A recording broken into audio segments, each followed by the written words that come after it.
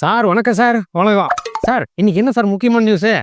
கிரீன்லாண்ட என்ன விலை குடுத்தாவது வாங்கியே தீருவேன் அப்படின்னு சொல்லிட்டு அமெரிக்க அதிபர் டொனால்ட் ட்ரம்ப் சபதம் எடுத்திருக்கிறாருங்க. சார் அது கிரீன்லேண்ட் அவர் வாங்கினாங்கன்னா வாங்காட்டி நம்மளுக்கு என்ன? இங்கே இந்தியாவில் என்ன சார் நியூஸு முக்கியமானது? சார் உலகத்துல எந்த மூலையில ஒரு சம்பவம் நடந்தாலும் அதோட பாதிப்பு எல்லா பக்கமும் இருக்குங்க. இப்ப கிரீன்லாண்ட பிடிக்கணும்னு சொல்லிட்டு எதுக்கு அமெரிக்கா இவ்வளோ ஆர்வமா இருக்குன்னு உங்களுக்கு தெரியுமா? அதான் எனக்கு புரியல சார். ஏன் சார் அவ்வளோ ஆர்வமாக இருக்காங்க? இந்த ஆர்க்டிக் பெருங்கடல்ல வணிக கப்பல் போக்குவரத்து அப்படிங்கிறது இப்ப கிடையாது. இந்த கிரீன்லாண்ட அமெரிக்கா கேப்சர் பண்ணிட்டாங்க அப்படின்னா அந்த பக்கம் வணிக கப்பல் போக்குவரத்தை ஆரம்பிக்க முடியும்.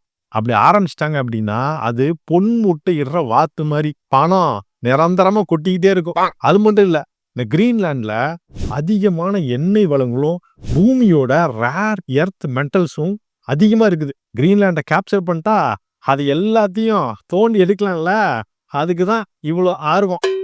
அவன் கிரீன்லேண்டை பிடிச்சா எப்படியும் வியாபாரம் பண்ணுறதுக்கு தான் பிடிக்கிறான். அவன் வியாபாரம் பண்ணி தான் ஆகும். இதனால் நம்மளுக்கு என்ன சார்?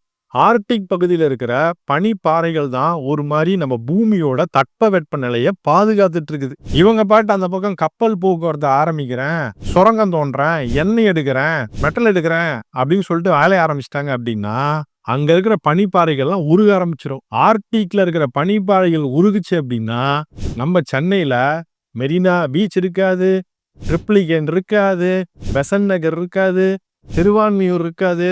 இவ்வளோ ஏன் நீங்க ஜாலியா ரைடு போவீங்களா ஈஸியாரு, அதுல பல பகுதிகள் பூம்புகார் மாதிரி கடலுக்கு அடியில போயிடும். ஐயோ இவ்வளோ பெரிய ஆபத்து இதில் இருக்கா சார்?